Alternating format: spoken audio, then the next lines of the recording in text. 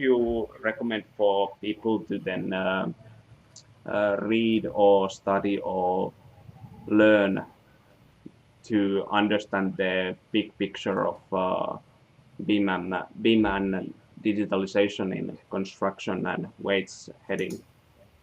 Yeah, I think, okay, for BIM, I would say, start with databases, as simple as that.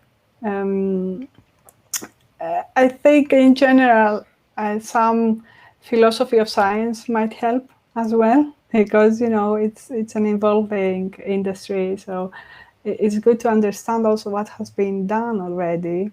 There are many principles that have informed all the things that we are now talking like about BIM.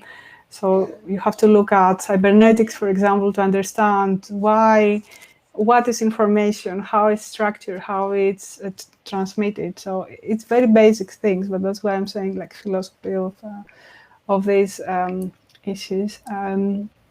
Yeah, there are a lot of good books around. I think also it has to do, because we discussed it's a very applied field. So for those who want to start working on that in the industry, they have to train a lot themselves. There are a lot of resources online available in different MOOC platforms and so on.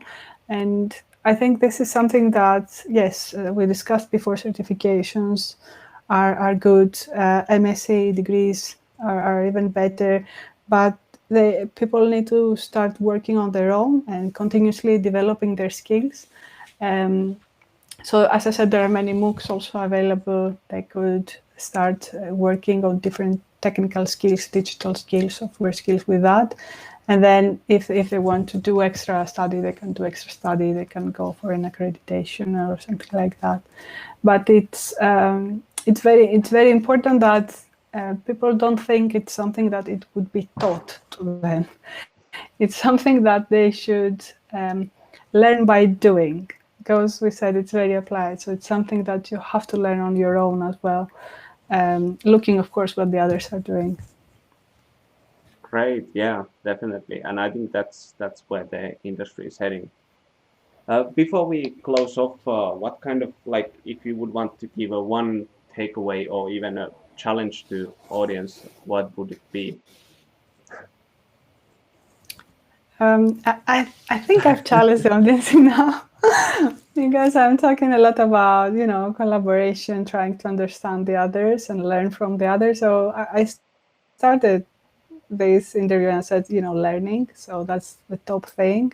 And this is also very personal, right? Everyone is in their own personal journeys, and the industry is on the digital journey. So I think it gives a lot of opportunities for people to do new things and go to seek new roles, learn new things, get a better position. So they can do any of these things that fit their personality. We discussed about, STEM skills, interpersonal skills, competencies, collaboration. So any of these things can open new doors to people to embark into new opportunities in their professional career. So that would be my main idea. Powerful just message. keep learning. Yeah.